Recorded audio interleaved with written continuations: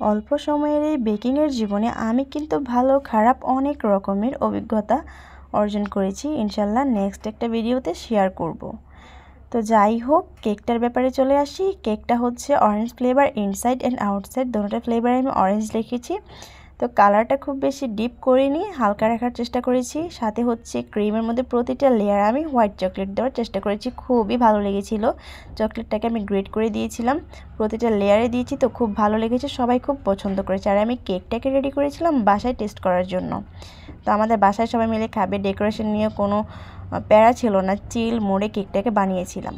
আর কেকটাকে বানাতে বানাতে অনেক চিন্তা ভাবনা করে লাস্টে আমি কি ডেকোরেশন করলাম অবশ্যই তোমাদের সাথে নেক্সট একটা ভিডিওতে শেয়ার করব। এমনিতে কিন্তু আমি অলরেডি ফটো আপলোড করে দিয়েছি, তোমরা চাইলে আমার পেজ থেকে ঘুরে আসতে পারো, দেখে আসতে পারো। আর অবশ্যই যারা আমার এই ভিডিওটা চ্যানেল থেকে দেখছো অবশ্যই সাবস্ক্রাইব করে দিও, আর যারা পেজ থেকে দেখছো অবশ্যই কিন্তু ফলো দিয়ে আমার পেজের পাশে থেকো।